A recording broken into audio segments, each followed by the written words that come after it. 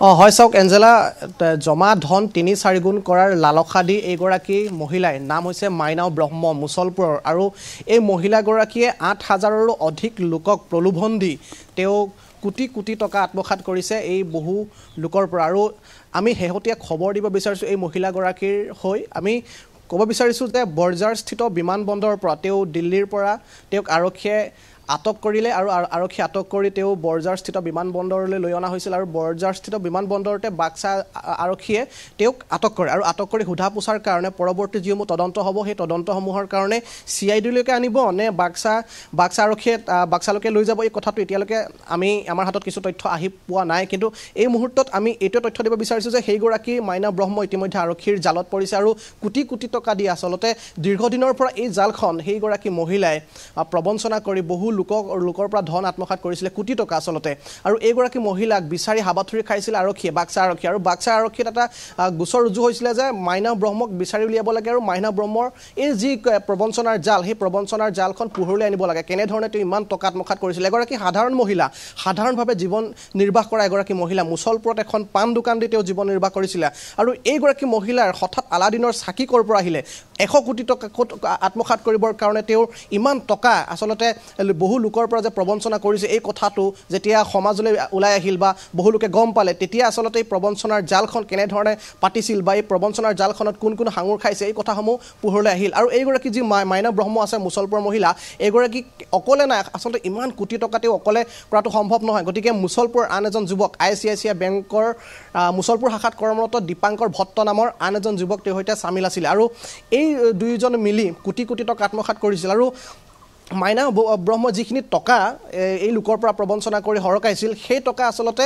বেংকৰ জৰিয়তে ICICI বেংকৰ জৰিয়তে গোটেই বেংকৰ লেনদেনটো চাইছিল এইজন দীপাংকৰ ভট্ট নামৰ যুৱকে আৰু দীপাংকৰ ভট্টৰ যিটো ঘৰ আছিলে সেই ঘৰতো বাক্সা আৰক্ষী ইতিমধ্যে জেৰা অব্যাহত ৰাখিছে দীপাংকৰক আৰু ঘৰত আচলতে তদন্ত চলাইছে তেওঁৰ এখন বিলাসী বাহন জব্দ কৰিছে দীপাংকৰ ভট্টৰ আৰু এই যেতিয়া গোটেই কথাটো পোহৰলৈ আহিলে তাৰ পিছতেই মাইনা ব্ৰহ্ম আচলতে পলাই আছিল দিল্লীত আৰু দিল্লীত পলাই থকাৰ সংসূত্ৰ লাভ কৰিছিল আৰক্ষী আৰু বাক্সা আৰক্ষীয়ে কালিৰ দিনটোত দিল্লীত সেইগৰাকী মহিলাক আটক কৰে আৰু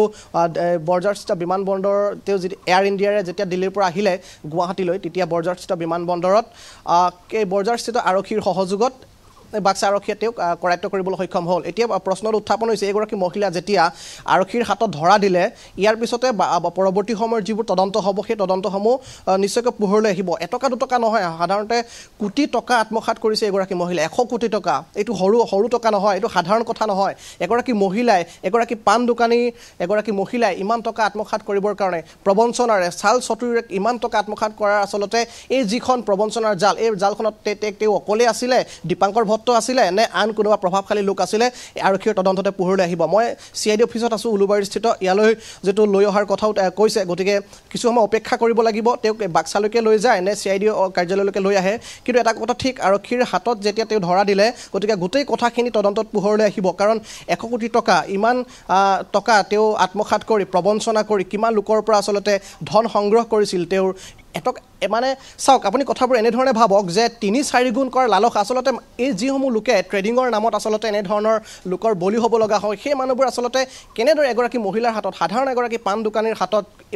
ইমান মোটা অংকৰ টকা আচলতে তেওঁক জমা দিব পাৰে আচলতে সেইটো এটা প্ৰশ্ন উত্থাপন হৈছে আচলতে বহু লোকে ইয়াত প্ৰশ্ন উত্থাপন হয় যে বহু প্ৰভাৱশালী লোকৰ কলা টকা বগা কৰাৰ যি মানসিকতা সেই মানসিকতা আচলতে এই যি ট্ৰেডিঙৰ জাল সেই জালত আচলতে এনেদৰে ভৰি দিয়াৰ কথা আহি পৰে আৰু বিশেষকৈ ডিব্ৰুগড়ত ইতিমধ্যে সুমি বৰাই ট্ৰেডিঙৰ যি জালত তেওঁ পৰিলে ইতিমধ্যে আত্মসমৰ্পণ কৰিছে আৰু এইগৰাকী মহিলা আচলতে মাইনা ব্ৰহ্ম ইতিমধ্যে আৰক্ষীৰ জালত পৰিছে তেওঁৰ আৰক্ষীৰ জালত পৰাৰ পিছতে বিভিন্ন ধৰণৰ তথ্য আচলতে আৰক্ষীয়ে গোটাইছে কেনেধৰণে গোটেই ট্ৰেডিং কেলেংকাৰীটো তেওঁ কৰিছিল দীপাংকৰ ভট্টৰ সৈতে কেনেধৰণে তেওঁৰ এই গোটেই ট্ৰেডিং যি তদন্ত সেই ট্ৰেডিং তদন্তটো হ'ব গতিকে আমি এইখিনি ইতিমধ্যে দৰ্শকসকলক ক'ব পাৰিছোঁ যে তেওঁক আৰক্ষীয়ে গ্ৰেপ্তাৰ কৰিছে বজাৰস্থিত বিমানবন্দৰত তেওঁক CID-লৈকে লৈ অহা হ'ব নে বাক্সা জিলালৈকে লৈ যোৱা হ'ব আচলতে সেই গোটেই কেছটো বাক্সা আৰক্ষীয়ে চাই আছে যিহেতু গোচৰ ৰুজু হৈছিল বাক্সাৰ আৰক্ষীত গতিকে বাক্সা আৰক্ষীয়ে গোটেই কেছটো তদন্ত কৰিব কিন্তু আমি এইটোৱে ক'ব বিচাৰিছোঁ যে ট্ৰেডিং আচলতে এই গোটেই চক্ৰান্তত আচলতে কোন জড়িত আছে মাইনা ব্ৰহ্ম এগৰাকী মহিলা পুনৰবাৰ কৈছোঁ প্ৰায় 8,000 লোকক প্ৰলোভন দি কোটি টকা প্ৰায় 100 কোটি টকা এনেধৰণে প্ৰবঞ্চনাৰ যি জাল সেই জাল মেলি তেওঁ আচলতে বহু লোকক এনেধৰণে যি প্ৰবঞ্চনা কৰিলে এই কথাসমূহ পোহৰলৈ আহিছে কিন্তু এইগৰাকী মহিলাক আচলতে তদন্ত কৰিব বাক্সা আৰক্ষীয়ে আৰু বাক্সা আৰক্ষী ইতিমধ্যে তেওঁ জেৰা অব্যাহত ৰাখিছে বজাৰস্থিত বিমানবন্দৰত তেওঁ সোধা পোছা কৰিছে আমি ফটো ইতিমধ্যে দেখুৱাইছোঁ এইগৰাকী মহিলা আৰু এই মহিলাগৰাকীকে আৰক্ষীয়ে সোধা পোছা কৰিছে গতিকে এই মহিলাগৰাকী আচলতে কেনেধৰণে ইমান কোটি টকা আত্মসাৎ কৰিলে মুছলপুৰত আচলতে বহু লোক আমি খবৰ পাইছোঁ বহু লোকে মুছলপুৰত তেওঁৰ ওচৰত ধন বিনিয়োগ কৰিবৰ কাৰণে জমা দিছিল বহু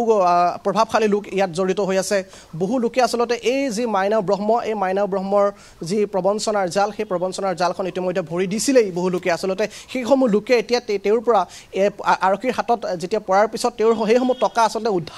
উদ্ধাৰ কেনেকৈ কৰিব এই কথাসমূহ এই প্ৰশ্নসমূহ আহি পৰে কাৰণ বহু লোকে কলা টকা আচলতে ইয়াত তেওঁৰ জৰিয়তে বিনিয়োগ কৰা বুলি প্ৰশ্ন উত্থাপন হৈছে গতিকে যদিহে এই কলা টকা হয় তেনেহ'লে আৰক্ষীৰ আগত আচলতে সেইসমূহ লোকে কেনেধৰণে ওলাই আহিব সেই আৰক্ষীৰ হাতত তেওঁলোকে কি ক'ব যে মই ইমান টকা বিনিয়োগ কৰিছিলোঁ এইগৰাকী মাইনা ব্ৰহ্মৰ হাতত গতিকে এনেধৰণৰ কিছু প্ৰশ্ন উত্থাপন হয় কিন্তু এঞ্জেলা আৰক্ষীৰ হাতত যিহেতু ধৰা দিলে গতিকে পৰৱৰ্তী সময়ত তেওঁৰ গোটেই আৰক্ষীৰ তদন্ততে পোহৰলৈ আহিব এই মাইনা ব্ৰহ্মৰ লগত কোন জড়িত আছে কেৱল দীপাংকৰ ভট্টই আছে নে আন প্ৰভাৱশালী লোকো জড়িত হৈ আছে গোটেই কথাটোত CID আচলতে ইয়াতো হস্তক্ষেপ কৰিব বুলি আমি গম পাইছোঁ বা বাক্সা আৰক্ষীৰ তদন্ত ইতিমধ্যে আৰম্ভ হৈছে গতিকে তদন্ততে পোহৰলৈ আহিব এঞ্জেলা সমগ্ৰ ঘটনাটো আচলতে কি হয় আমি ধন্যবাদ জনাইছোঁ আপোনাক প্ৰাঞ্জিত এ আছিল আমাৰ সতীৰ্থ সাংবাদিক প্ৰাঞ্জিত চুতীয়া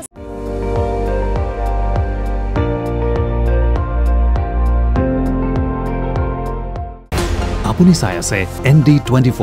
সৰ্বশ্ৰেষ্ঠ নহয় সৰ্বোত্তমৰ দৌৰ